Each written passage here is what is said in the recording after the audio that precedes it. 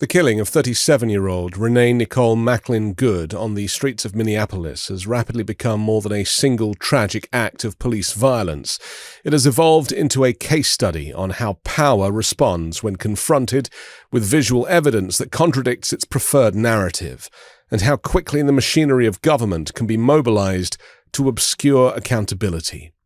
Within hours of the shooting, the Trump regime had already settled on its story. Before any independent investigation could be completed, before local authorities could access evidence, and before the public could even fully absorb the footage circulating online, senior officials declared the killing an act of self-defense in response to domestic terrorism. What followed was not caution, but certainty, and a coordinated effort to discredit the victim, intimidate dissent, and remove the investigation from state oversight. The video evidence, widely viewed and analyzed, shows a scene starkly at odds with the regime's claims. Macklin Good is seen reversing her vehicle, allowing at least one ICE vehicle to pass. An officer orders her to exit the car. As she attempts to turn and drive away at low speed, an ICE agent fires multiple shots. The officer remains standing, appears uninjured, and walks away as Good's car rolls into a lamppost and parked vehicle. She is shot in the face. She dies at the scene. Yet Homeland Security Secretary Kristi Noem went on national television to describe an entirely different event.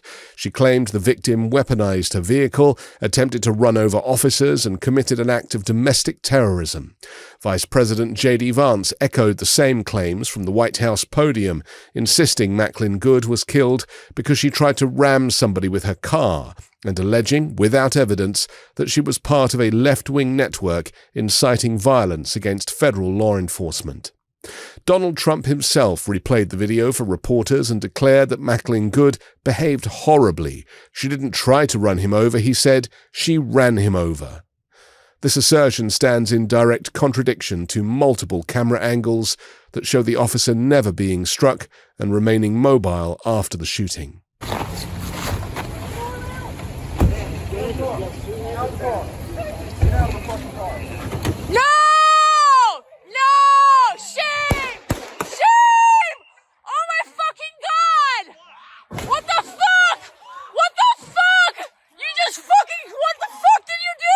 Minnesota Governor Tim Walz did not mince words in his response, speaking after the Minnesota Bureau of Criminal Apprehension announced it was withdrawing from the investigation, having been blocked by federal authorities from accessing evidence.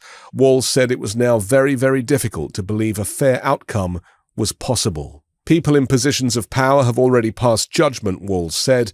From the president to the vice president to Kristi Noem, they have stood and told you things that are verifiably false, verifiably inaccurate. They have determined the character of a 37-year-old mum that they didn't even know. The removal of the BCA from the investigation marked a crucial turning point. Federal officials revoked the state's agency's access to evidence, announcing the case would now be solely led by the FBI. Vance went further, stating that the ICE agent was protected by absolute immunity and that state authorities had no jurisdiction. He was doing his job, the vice president said, dismissing concerns from Governor Walz and Minneapolis officials as the grievances of radicals. This centralization of control coincided with a rhetorical escalation. Attorney General Pam Bondi warned Minnesotans protesting the killing not to test our resolve, threatening arrest and prosecution for those who crossed that red line. White House Press Secretary Caroline Leavitt framed the shooting as part of a larger, sinister left-wing movement, citing a DHS statistic alleging that a 1,200% increase in assaults against immigration agents, a figure offered without context as justification for further federal deployments.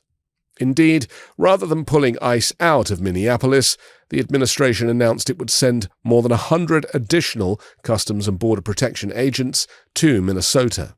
This came despite explicit requests from both Governor Walz and Minneapolis Mayor Jacob Frey for federal agents to leave the state.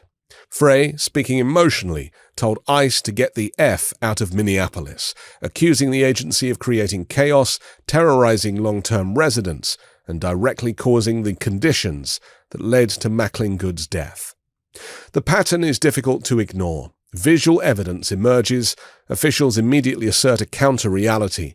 Investigative authority is removed from local hands, the victim is posthumously criminalized, protest is reframed as terrorism, and any attempt to question the official account is cast as an attack on law enforcement itself. J.D. Vance even offered a psychological justification for the shooting, claiming the ICE agent had been dragged by a car 6 months earlier and may have been a little bit sensitive about somebody ramming him with an automobile. This explanation, speculative and irrelevant to the footage at hand, nonetheless served to humanize the shooter while further dehumanizing the victim. Throughout these statements, one refrain remained constant: ignore what you see, trust us instead. Kristi Noem is effectively telling the American people to reject the evidence of their eyes and ears. That phrase, echoing authoritarian warnings from history, feels uncomfortably apt. The regime has not argued that the video is unclear. It has argued that it is misleading while offering no competing footage, only assertions. What makes this case particularly chilling is not just the killing itself, but the speed and confidence with which senior officials closed ranks around the shooter. There was no acknowledgement that the officer's actions might warrant scrutiny. There was no statement that an investigation would proceed without prejudice. There was no recognition that at first glance the shooting appears unjustifiable. Instead, Kristi Noem declared the agent was following his training. Vance said the agent was immune. Trump said the victim deserved blame. And now, Kash Patel's FBI takes control. The state was shut out. This is not merely about ICE or Minneapolis or one tragic death. It is about whether truth still has standing when it collides with power. It's about whether video evidence matters when it contradicts political expediency. And it's about how easily the language of terrorism can be weaponized to excuse lethal force, silence critics, and invert responsibility. Renee Nicole Macklin Good was a mother, a resident of Minneapolis, and an American citizen. She was shot in the face in broad daylight while attempting to drive away from armed officers. Everything else, the claims of networks, terrorism, ideology, immunity, came later. The question now confronting the country is the one Governor Walz posed, and which the regime has so conspicuously avoided answering. If they believe in the justice of their actions, why can't they tell the truth? The answer is obvious to anyone who knows their history. This is the posture of fascists, who so confidently peacock their authority, irrespective of truth, justice, or the law.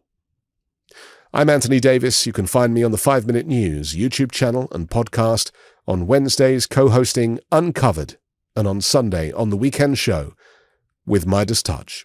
Love this video? Support independent media and unlock exclusive content, ad-free videos, and custom emojis by becoming a paid member of our YouTube channel today. You can also gift memberships to others. Let's keep growing together.